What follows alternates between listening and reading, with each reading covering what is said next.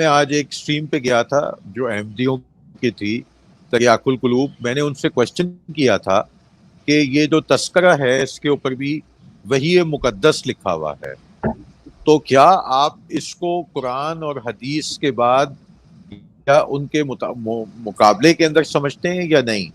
تو وہ بیچارے اس کا جواب نہیں دے سکے. تو میں نے سوچا میں پھر شیخ صاحب سے جواب لے لوں. بس انہوں نے یہ کہا کہ قرآن جو ہے وہ سب سے اوپر ہے، لیکن یہ نہیں بتایا کہ تذکرہ کا کیا مقام ہے. جی، آپ کا سوال مکمل ہو گیا. جی جی دیکھیں، میں آپ سے تذکرہ کے بارے میں ایک چیز عرض کر دوں، بلکہ تھینک یو نویس صاحب، اس سے بہت سی باتیں کلیئر ہو جائیں گی. جو احمدیوں کا کام ہے کہ اس کو کلیئر کریں، لیکن مجھے اب ان کے حق میں بولنا پڑے گا، مطلب مجھے ان کا جواب دینا پڑے گا. اور یہی ہمارے زیتون چینل کی خوبی ہے کہ ہم جو بات صحیح ہے یا جو بات جیسے ہے اسے بیان کرنے میں، چاہے وہ ان کے فائدے کے لیے یا ان کو اس سے مطلب کچھ بھی مفاد حاصل ہوتا ہے، تو ہم اس چیز کو محسوس نہیں کرتے، ہم بالکل صحیح بات کرتے. یہ جو مرزا صاحب کی کتابیں تھیں جتنی بھی، ان کو دیا گیا نام روحانی خزائن کا، جو یہ مجموعہ ہے،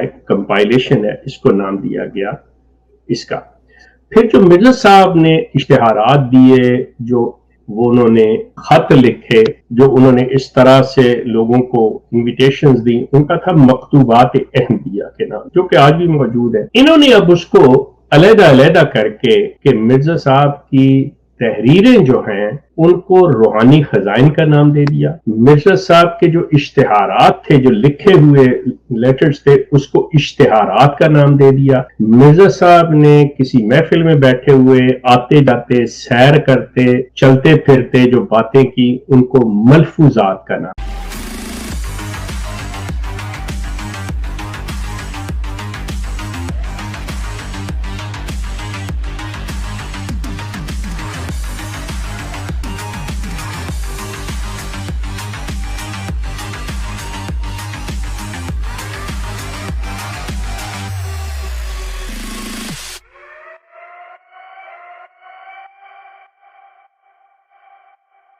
یہ روحانی خزائن ٹائٹل کے تحت ملفوظات، ان کی کتابیں اور اشتہارات، یہ تین ناموں سے اشتہارات، ملفوظات اور ان کی کتب کو انڈر روحانی خزائن مطلب لیا گیا.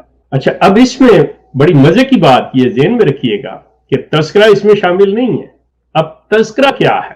تذکرہ جو ہے یہ تمام کتابوں کے اندر سے جو مرزا صاحب نے اپنی خوابیں لکھیں، اپنے کشف لکھے، خوابیں وہی رویا جس کو کہتے ہیں، اور وہ اپنے الہامات لکھے، اور اپنی جو اس کو کہا گیا کہ جی میرے پہ وحی نازل ہوئی، انہوں نے اس کو نکال کے اس کے لیے ایک علیحدہ کمپائلیشن کی تذکرہ کے نام. تذکرہ کے اندر جو کچھ بھی ہے وہ ان کی کتابوں کے اندر موجود، وہ ساری چیزیں جس طرح سے میں نے ابھی اپنی گفتگو میں بتایا آپ کو کہ مرزا صاحب نے جس قرآنی آیت کا ترجمہ یا اس کے اوپر گفتگو کی ہوئی ہے، انہوں نے اس کو تفسیر کا نام دے کے تو مرزا صاحب کی تفسیر کے حوالے سے بات کر دی کہ تفسیر قرآن جو ہے مرزا غلام ہے. یہ جو طریقہ ہوتا ہے، یہ پیسے کمانے کا، کتابیں اور بڑھانے کا، یہ وہ سارا سلسلہ ہے. جیسے مرزا بشیر الدین محمود، اس کے جتنے اس نے خطبے دیے ہوئے ہیں، جتنی اس نے اپنے جلسوں میں تقریریں کی ہوئی ہیں، یہ میرے پیچھے لگا ہوا ہے کہ انوار العلوم کے نام سے، خطبات محمود کے نام سے انہوں نے وہ چیزیں، اور اب جو ہیں وہ آپ دیکھ لیجئے گا تھوڑے عرصے بعد یہ مسرور کے نام سے آ جائیں گے، خطبات مسرور آ جائیں گے. یہ ایک طریقہ ہے. تذکرہ کے اندر مرزا غلام احمد کی وحی، مرزا غلام احمد کے الہامات، مرزا غلام احمد کے کشف، مرزا غلام احمد کی خوابیں، ان کو ایک جگہ یکجا کر کے اس کو تذکرے کا نام. اب اس کے اوپر وحی مقدس انہوں نے جس لیے لکھا ہے وہ یہ ہے کہ مرزا غلام احمد نے یہ کلیم کیا ہوا ہے کہ میری طرف وحی آئی. اس میں وحی مقدس بھی ہے، اس میں کشوف بھی ہے، رویا بھی ہے. یہ حیثیت ہے تذکرہ کی، اور تذکرہ کے اندر جو مواد ہے وہ سارا مرزا غلام احمد کی کتابوں کے اندر موجود ہے. آپ بتا دیں اگر آپ کی اس چیز سے مطلب آپ کو ٹھیک یہ چیز تسلی کر سکا ہوں تو بتا دیجیے گا. نہیں، آپ نے بڑا اچھے طریقے سے ایکسپلین کیا ہے. میں صرف یہ جاننا چاہتا تھا ان سے کہ جیسے ہم قرآن کو ایک بہت ہی ہائی لیول پریسٹیج دیتے ہیں اور اس کی ایک اہمیت ہمارے دل میں بڑی تمام دنیا کی کتابوں سے ایک مختلف اہمیت ہے، اور اس کے بعد ہم حدیث کو دیتے. تو چونکہ مرزا غلام احمد صاحب یہ کلیم کرتے ہیں کہ مجھے بھی اللہ کی طرف سے وحی ہوئی، وحی تو پھر وحی ہوتی ہے نا، مطلب ہے حضور پاک صلی اللہ علیہ وسلم کو بھی وحی ہوئی، اور یہ کلیم کرتے ہیں کہ مرزا صاحب کو بھی ہوئی. تو دونوں کی اہمیت تو ایک جیسی ہوگی کیونکہ اللہ نے کلام کیا. لیکن وہ تریاق القلوب چینل میں کہنے لگے کہ نہیں، ہمارا تذکرہ کا وہ مقام نہیں ہے. یہ میں پوچھنا چاہ رہا تھا. ہاں، وہ ایکچولی ٹو بی آنیسٹ ان کے اندر آپ یہ سمجھ لیں کہ اس وقت سوشل میڈیا کے اوپر ایون ان کے ایم ٹی اے پہ بیٹھ کے بھی کوئی شخص یہ بات نہیں کہہ سکتا کہ میں جو بات کر رہا ہوں یہ میں احمدیہ کمیونٹی مرزا غلام احمد کی یہ جو جماعت احمدیہ قادیانی گروپ ہے یہ اس کا موقف دے رہا ہوں. وہ اتنی جرأت سے بات کر ہی نہیں سکتا کوئی، کیونکہ انہوں نے اپنا بیک ڈور کھلا رکھا ہوتا ہے کہ کوئی. اس کی مثال میں آپ کو دے دیتا ہوں بڑی کھلی، یہ جو آپ نے کی، میں اس پہ بھی آؤں گا کہ وہ جو وہی کیا چیز ہے ہمارے لیے، قرآن اور حدیث کا کیا مقام ہے، میں آپ کو بتا دیتا ہوں. یہ جب غالباً اگر میں بھول نہیں رہا جسٹس سمدانی یا منیر کیانی کے سامنے پیش ہوئے تو اس وقت مرزا بشیر الدین محمود نے یہ بات کہی تھی کہ ہمارے لیے مرزا صاحب کی تحریر جو ہے وہ اول ہے اور اس کو ہم مانتے، اس کے علاوہ ہم کسی چیز کو نہیں مانتے. انہوں نے لاہور میں ایک رسالہ نکلتا تھا ہفتہ وار، ثاقب زیر بھی اس کے ایڈیٹر ہوتے تھے، مالک تھے، لاہور اس کا نام تھا رسالے کا. اور وہ ثاقب زیر بھی پاکستان میں ہر سالانہ جلسے کے اوپر پہلے دن نظم پڑھا کرتے تھے. وہاں پہ اس کا حوالہ دیا گیا، انہوں نے صاف ریفیوز کر دیا.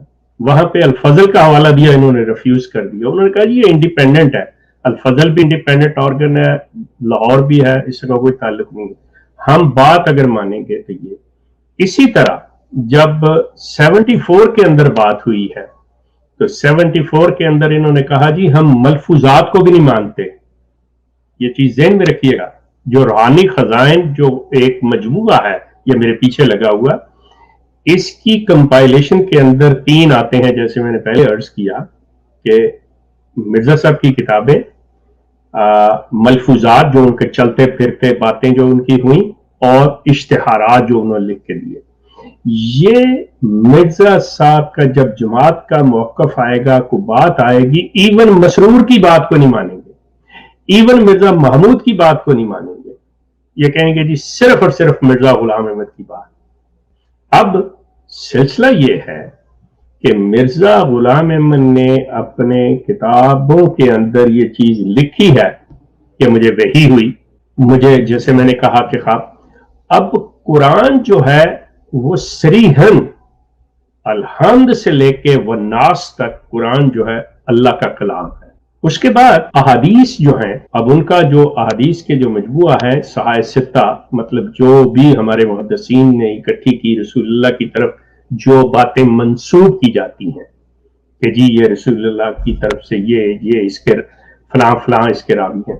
اب اس کا حدیث کا اور قرآن کا درجہ اپنی جگہ، مطلب حدیث قطعی طور پہ قرآن کا درجہ لے ہی نہیں سکتی کیونکہ حدیث انسانی کلام اور قرآن جو ہے اللہ تعالیٰ کا کلام.